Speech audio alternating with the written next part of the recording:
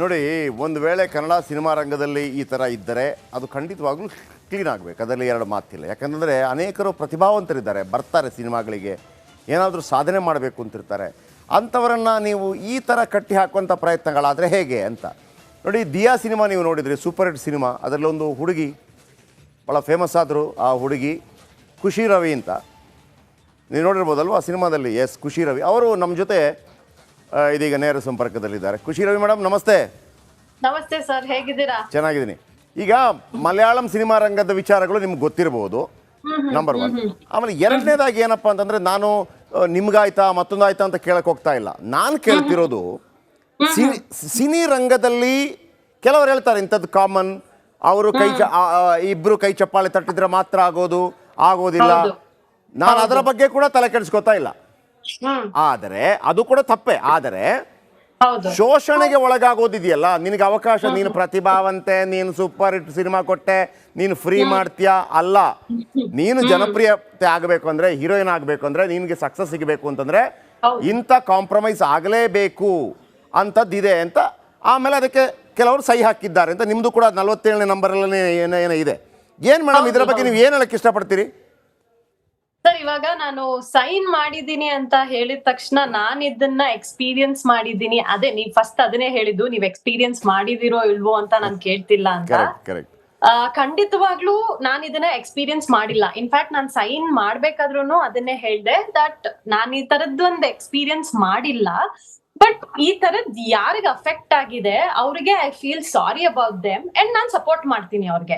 In future ನನಗೆ ಈ ತರದ್ ಬಂದ್ರು I can stand on with this committee ಅಂತ ನಾನು ಸೈನ್ ಮಾಡಿರೋದು. ಎಕ್ಸಾಕ್ಟ್ಲಿ. ಆಮೇಲೆ ಒಂದು ಚೇತನ್ ಅವರೊಂದು ಮಾತು ಹೇಳ್ತಾ ಇದ್ರು, ನಾಟ್ ಓನ್ಲಿ ಹೀರೋಯಿನ್ಸ್, ಹೆಣ್ಣು ಮಕ್ಕಳು ಕೇವಲ ಸಿನಿಮಾ ರಂಗದಲ್ಲಿ ಅಂತ ಹೇಳ್ತಾ ಇಲ್ಲ, ಒಂದು ಕೆಲಸದ ಜಾಗದಲ್ಲಿರ್ಬೋದು, ಮತ್ತೊಂದು ಕಡೆ ಇರ್ಬೋದು, ಅವರನ್ನ ಶೋಷಣೆಗೊಳಪಡಿಸೋದು ಅದು ಹೆಣ್ಣು ಮಕ್ಕಳು. ಎಲ್ಲಾ ಕಡೆ ಇದ್ರೆ ಹೆಣ್ಣು ಮಕ್ಕಳೇ. ಹೌದು ಹೌದು. ಈಗ ಸಿನಿಮಾ ಅಂದಿದ ತಕ್ಷಣ ನಮ್ಗೆ ಕ್ಯಾಮ್ರಾ ಇದೆ, ಅದಕ್ಕೆ ಕ್ಯಾಮ್ರಾ ಮುಂದೆ ನಿಂತಿದೀವಿ, ಅದಕ್ಕೆ ತುಂಬಾ ವಿಸಿಬಿಲಿಟಿ ಇದೆ ಅಷ್ಟೇ. ಈ IT ಕಂಪನಿ, ಈಗ ನನ್ ಕೆಲವು ಫ್ರೆಂಡ್ಸ್ ಎಲ್ಲ IT ಕಂಪನೀಸ್ ಅಲ್ಲಿ ಮತ್ತೆ ಸಾಕಷ್ಟು ಬೇರೆ ಕಂಪನಿಗಳಲ್ಲಿ ಎಲ್ಲ ವರ್ಕ್, ಬೇರೆ ಬೇರೆ ಫೀಲ್ಡ್ ಅಲ್ಲಿ ಕೆಲಸ ಮಾಡ್ತಾರಲ್ಲ, ಅಲ್ಲೂ ಇದಿದೆ. ಎಲ್ಲೂ ಹೋದ್ರೂ ಪ್ರಾಬ್ಲಮ್ ಇದ್ದೇ ಇದೆ. ಬಟ್ ನಮ್ಮಲ್ಲಿ ಜಾಸ್ತಿ ವಿಸಿಬಿಲಿಟಿ ಇದೆ ಅಷ್ಟೇ. ಅದನ್ನ ಹೇಳೋದಕ್ಕೆ ಇಷ್ಟಪಡ್ತೀನಿ ಸರ್. ಬಟ್ ನಿಮ್ಮ ಪ್ರಕಾರ ಇದರ ಬಗ್ಗೆ ಒಂದು ತನಿಖೆ ಆಗಬೇಕು ಅಂತ ಆಗ್ರಹ ಇದೆ ನಿಮ್ದು? ಒಂದು ನಮ್ಗೆ ಫ್ಯೂಚರ್ ಅಲ್ಲಿ ಸೇಫ್ಟಿ ಬೇಕೇ ಬೇಕಲ್ಲ ಸರ್. ಇವಾಗ ಸದ್ಯಕ್ಕೆ ಏನೋ ಒಳ್ಳೆ ಟೈಮ್ ಇದೆ, ಆರಾಮಾಗಿದ್ದೀವಿ. ಬಟ್ ದೆನ್ ಫ್ಯೂಚರ್ ಅಲ್ಲಿ ಈ ತರದ್ ಆಗದೆ ಇರ್ಲಿ. ನಾಳೆ ಒಂದು ವೇಳೆ ನೀವು ಸ್ವಲ್ಪ ಅಂದ್ರೆ ಹಿರಿಯರಾದ ನಂತರ ನಿಮ್ಮ ಮಗಳೇನಾದ್ರೂ ಸಿನಿಮಾಕ್ಕೆ ಹೋಗುವಂತ ಸಂದರ್ಭದಲ್ಲಿ ಇಂಥದ್ದು ಇದ್ದಾಗ ಭಯ ಪಡ್ತೀರಿ? ಎಲ್ಲ ಕ್ಲಿಯರ್ ಇದ್ರೆ ಪರವಾಗಿಲ್ಲ, ಸಿನಿಮಾ ರಂಗದಲ್ಲಿ ಅದ್ಭುತ ಕೆಲಸ ಮಾಡ್ಲಿ ಅಂತ ಕಳಿಸ್ತೀರಿ. ಹೌದು ಹೌದು. ಎಲ್ಲಾ ಕಡೆನೂ ಅಷ್ಟೇ ಸರ್, ವರ್ಕ್ ಸ್ಪೇಸ್ ಅಲ್ಲಿ ಆ ನೆಮ್ಮದಿ, ಶಾಂತಿ ಅನ್ನೋದು ಇರ್ಲೇಬೇಕು. ಅಂಡ್ ಈಕ್ವಾಲಿಟಿ ಅನ್ನೋದು ಐ ಡೋಂಟ್ ಥಿಂಕ್ ಸೊ ಅದು ಬರುತ್ತೆ ಅಂತ. ಯಾಕಂದ್ರೆ ಈಗ ಎಲ್ಲಿ ಹೋದ್ರುನು ಸ್ವಲ್ಪ ಮೇಲ್ ಡಾಮಿನೇಟೆಡ್ ಆಗೇ ಇದೆ. ಅಲ್ಲ, ನಾನು ಹೇಳೋದೇನು ಗೊತ್ತಾ, ಈಕ್ವಾಲಿಟಿ ವಿಚಾರಕ್ಕೆ ನಾನು ಹೇಳೋದೇನು ಗೊತ್ತಾ, ಹೆಣ್ಣಿಗೆ ಕೊಡಬೇಕಾದ ಗೌರವ ಹೆಣ್ಣಿನ ರೀತಿಯಲ್ಲಿ ಕೊಡಿ, ಗಂಡಿಗೆ ಕೊಡಬೇಕಾದ ಗೌರವ ಗಂಡಿನ ರೀತಿಯಲ್ಲಿ. ಗಂಡಿಗೆ ಕೊಟ್ಟದನ್ನೇ ನನಗೆ ಕೊಡಿ ಅಥವಾ ಹೆಣ್ಣಿಗೆ ಕೊಟ್ಟದನ್ನು ಕೊಡಿ ಅಂತ ಕೇಳಕ್ಕಾಗಲ್ಲ ಅಂತ. ಅದು ನಮ್ಮ ದಡ್ಡತನ ಹಂಗ ಕೇಳಿದ್ರೆ. ಈಗ ಸಿನಿಮಾ ಪರ್ಸ್ಪೆಕ್ಟಿವ್ ಅಲ್ಲೇ ನಾನು ಹೇಳಿದ್ರೆ, ಎಲ್ರೂನು ಈಗ ನಾನೂ ಅಷ್ಟೇ, ಯಾರು ಹೀರೋ ಅಂತ ಕೇಳ್ಕೊಂಡೆ ಸಿನಿಮಾಗ್ ಹೋಗೋದು. ಹೌದು ಹೌದು ಅಲ್ವಾ? ಈಗ ಬರ್ತಾ ಇದೆ female oriented, female centric films ಬರ್ತಾ ಇದೆ. ಅದನ್ನ ಮೇ ಬಿ ಇನ್ ಫ್ಯೂಚರ್ ಇನ್ನೊಂದ್ 10 ವರ್ಷ ಆದ್ಮೇಲೆ, ಓ ಈ ಹೀರೋಯಿನ್ ಅಪ್ಪ, ನಾನು ಇವಳಿಗೋಸ್ಕರ ಸಿನಿಮಾ ಥಿಯೇಟರ್ಗೆ ಹೋಗ್ಬೇಕು ಅಂತ ಬರಬಹುದೇನೋ. ಕೊನೆಯ ಪ್ರಶ್ನೆ ನಿಮಗೆ, ಕೊನೆಯ ಪ್ರಶ್ನೆ. ಒಂದು ವೇಳೆ ಈಗ ಕಮಿಟಿ ರಚನೆ ಮಾಡಿ, ಹೇಮಾ ಕಮಿಟಿ ತರನೇ ನಿವೃತ್ತ ನ್ಯಾಯಮೂರ್ತಿಗಳಿಂದ ಕಮಿಟಿ ರಚನೆ ಮಾಡಿ, ನಾಳೆ ಖುಷಿ ರವಿಯರನ್ನ ಆ ನಿವೃತ್ತ ನ್ಯಾಯಾಧೀಶರು ಕರೆದು ಕೇಳಿದರೆ ಮುಕ್ತವಾಗಿ ನೀವು ಅವ್ರ ಜೊತೆ ಮಾತಾಡ್ತೀರಾ? ಏನಿದೆ ಎತ್ತ ಇದೆ ಅಂತೇಳಿ. ನಾನು ನಿಮ್ಮನ್ನ ಇರುಸುಮುರುಸು ಮಾಡಕ್ಕೆ ಇಷ್ಟಪಡೋದಿಲ್ಲ, ನನಗೆ ನನ್ನ ಇಂಟೆನ್ಷನ್ ಅದಲ್ಲ. ಒಂದು ವೇಳೆ ನಾಳೆ ಒಂದು ಕಮಿಟಿ ರಚನೆ ಆಯಿತು, ಖುಷಿ ರವಿಯವರೇ ಇಂಥದ್ದು ಏನಾದರೂ ಆಗ್ತಾ ಇದೆಯಾ ಅಂತ ಹೇಳುವಾಗ ಏನಾಗ್ತಿದೆ ಅನ್ನೋದನ್ನ ಮುಕ್ತವಾಗಿ ಹೇಳೋದಕ್ಕೆ ನೀವು ಸಿದ್ಧ ಇದ್ದೀರಾ ಅಂತ? ಸರ್, ಆಸ್ ಆಫ್ ನೌ ನಾನ್ ಅದನ್ನ ಯಾವ್ದನ್ನು ಎಕ್ಸ್ಪೀರಿಯನ್ಸ್ ಮಾಡ್ದೆ, ಮತ್ತೆ ನನ್ನ ಪರಿಚಯದವಾಗಿರೋರು ಯಾರು ಈ ತರದ್ ಇಲ್ದಿರೋ ಪ್ರೂಫ್ ಇರೋದ್ರಿಂದ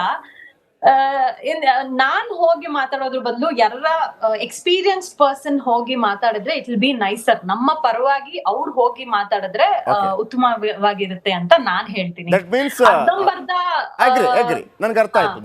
ನಾನು ಎಕ್ಸ್ಪೀರಿಯನ್ಸ್ ಆ ಪ್ರಶ್ನೆ ಅಂತಲ್ಲ, ಆದ್ರೆ ಯಾರಿಗೆಲ್ಲ ಆಗಿದೆ ಅದರ ಬಗ್ಗೆ ಒಂದು ತನಿಖೆ ಆಗಲಿ ಅನ್ನೋದು ನಿಮ್ಮ ಆಶಯ.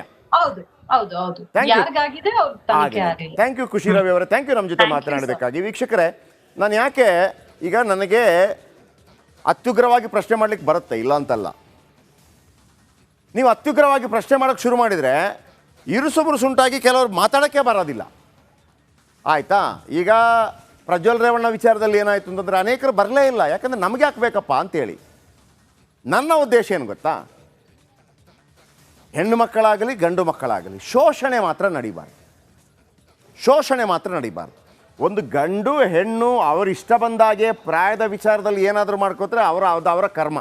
ನಾವು ಅದರಲ್ಲಿ ಇಂಟರ್ಫಿಯರ್ ಆಗೋಕ್ಕೆ ನಾವು ಯಾರು? ಆದರೆ ನೀವು ಪಿಂಕ್ ಸಿನಿಮಾ ನೋಡಿದಿರಲ್ಲ, ಅಮಿತಾಬ್ ಬಚ್ಚನ್ ಅವರ ಪಿಂಕ್ ಸಿನಿಮಾ, ಅದರಲ್ಲಿ ಹುಡುಗ ಇಷ್ಟ ಇರಲಿ ಇಲ್ಲದೇ ಇರಲಿ, ಹುಡುಗಿ ನೋ ಅಂದರೆ ನೋ, ಹುಡುಗ ನೋ ಅಂದರೆ ನೋ. ಇಲ್ಲಿ ನಾನು ಹುಡುಗ ಹುಡುಗಿ ಭೇದ ಭಾವ ಮಾಡ್ತಾ ಇಲ್ಲ. ಹುಡುಗರಿಗೇನು ಶೋಷಣೆ ಕಡಿಮೆ ಅಲ್ಲ. ಅರ್ಥ ಆಯ್ತಾ? ಪ್ರಜ್ವಲ್ ರೇವಣ್ಣ ಅಂತವರಿಂದ ಒಂದು ಕಡೆಯಿಂದ ಶೋಷಣೆ, ಸೂರಜ್ ರೇವಣ್ಣ ಅವರ ಕಡೆಯಿಂದ ಮತ್ತೊಂದು ಕಡೆಯಿಂದ ಶೋಷಣೆ. ಸೊ ಹಾಗಾಗಿ ನಾನು ಹೇಳ್ತಾ ಇರೋದು ನೋಡಿ, ಎಲ್ಲರೂ ಒಂದು ಹೆಜ್ಜೆ ಮುಂದೆ ಬರಬೇಕು. ಹಾಗಂತ ನಾನು ರಿಪಬ್ಲಿಕ್ ಕನ್ನಡ ಪರವಾಗಿ ಹೇಳ್ತಾ ಇದ್ದೀನಿ, ಯಾವುದೇ ಹೀರೋಯಿನ್ಗಳಿಗೆ ಕೂಡ ಇರುಸು ಮುರುಸಾಗುವಂಥ ಪ್ರಶ್ನೆ, ನಿಮಗೆ ಕಿರುಕುಳ ಕೊಡುವಂಥ ಪ್ರಶ್ನೆ, ಅಯ್ಯೋ ಅವಳು ಹೇಳ್ಬಿಟ್ಲು, ಅದನ್ನು ನಾನು ಮಾಡಲ್ಲ. ಯಾಕೆಂದರೆ ನಮಗೆ ದೇಶ ಮೊದಲು, ಈ ಸಮಾಜ ಮೊದಲು. ಸೊ ಹಾಗಾಗಿ ಈಗ ರಿಪಬ್ಲಿಕ್ ಕನ್ನಡಕ್ಕೆ ನಟಿ ಸಂಗೀತಾ ಭಟ್, ನಿಮ್ಗೆ ಗೊತ್ತು ಸಂಗೀತಾ ಭಟ್ ಇನ್ನೊಂದು ಸಲ ಮದುವೆ ಅಲ್ಲ, 2ನೇ ಸಲ ಮದುವೆ. ಅದರ ಹೀರೋಯಿನ್, 2ನೇ ಸಲ ಮದುವೆ ಸಿನಿಮಾದ ಹೀರೋಯಿನ್. ಅದರಲ್ಲಿ ಡಾಲಿ ಧನಂಜಯ್ ಹೀರೋ ಆಗಿದ್ದರು, ಆಮೇಲೆ ಮಠ ಗುರುಪ್ರಸಾದ್ ಡೈರೆಕ್ಟರ್ ಆಗಿದ್ದರು. ಹಾಗಿದ್ರೆ ಚಂದನವನದಲ್ಲಿ ಮಹಿಳೆಯರ ಮೇಲೆ ದೌರ್ಜನ್ಯ ಆಗ್ತಾ ಇದೆಯಾ ನೋಡಿ. ಇಲ್ಲಿ ಮಹಿಳೆಯರು ಅಂತಂದರೆ ಹೀರೋಯಿನ್ ಅಂದ್ಕೋಬೇಡಿ, ಮೇಕಪ್ ಆರ್ಟಿಸ್ಟ್, ಕಾಸ್ಟ್ಯೂಮ್ ಆರ್ಟಿಸ್ಟ್, ಆಮೇಲೆ ಬೇರೆ ಬೇರೆ ವಿಭಾಗದಲ್ಲಿ ಕೆಲಸ ಮಾಡೋರು. ಹೆಣ್ಣಂದರೆ ಸಾಕು, ನಾಟ್ ಓನ್ಲಿ ಹೆಣ್ಣು, ಗಂಡಂದ್ರೂ ಸಾಕು. ರಣವೀರ್ ಸಿಂಗ್ ಹೇಳ್ದ ಮಾತು ಕೇಳಿಸ್ಕೊಳ್ಳಿ. ರಣವೀರ್ ಸಿಂಗ್ ಗೊತ್ತಲ್ಲ, ಹಿಂದಿಯ ಖ್ಯಾತ ನಟ. ಅವರು ಕೂಡ ಹೇಳಿದರು, ಹೀರೋಯಿನ್ಗಳಿಗೆ ಮಾತ್ರವಲ್ಲ ಹೀರೋಗಳನ್ನು ಬಿಡಲ್ಲ ಅಂತ ಅಂದ್ಬಿಟ್ಟು. ಬನ್ನಿ ರಿಪಬ್ಲಿಕ್ ಕನ್ನಡಕ್ಕೆ ನಟಿ ಸಂಗೀತಾ ಭಟ್ ಮಾತನಾಡ್ತಾರೆ, ನಮ್ಮ ಜೊತೆ ನೇರ ಸಂಪರ್ಕದಲ್ಲಿದ್ದಾರೆ. ಸಂಗೀತಾ ಭಟ್ ಅವರೇ, ನೋಡಿ ನಾನು ಈಗ ಖುಷಿ ರವಿ ಹತ್ರ ಮಾತಾಡಿದೆ. ಅವ್ರು ಹೇಳಿದರು, ಇಂಥ ಒಂದು ತನಿಖೆ ಖಂಡಿತವಾಗ್ಲೂ ಆಗಲಿ, ಯಾರಿಗೆಲ್ಲ ತೊಂದರೆ ಆಗಿದೆ ಅವರು ಬಂದು ಹೇಳಲಿ ಅನ್ನುವಂಥದ್ದು. ಅದರ ಅರ್ಥ ನಾನೆಲ್ಲೂ ಕೂಡ ಮತ್ತೊಮ್ಮೆ ಯಾವುದೇ ಹೀರೋಯಿನ್ಗಳನ್ನು ಹೆಣ್ಮಕ್ಳನ್ನು ಇರುಸು ಮುರುಸು ಮಾಡುವಂಥ ಪ್ರಶ್ನೆಗಳನ್ನು ಕೇಳೋಕ್ಕೆ ಹೋಗೋದಿಲ್ಲ. ನನಗದು ಬೇಕಾಗಿಲ್ಲ ಸದ್ಯಕ್ಕೆ. ನನಗೆ ಈ ಪ್ರಾಬ್ಲಮ್ಗೆ ಸೊಲ್ಯೂಷನ್ ಬೇಕು.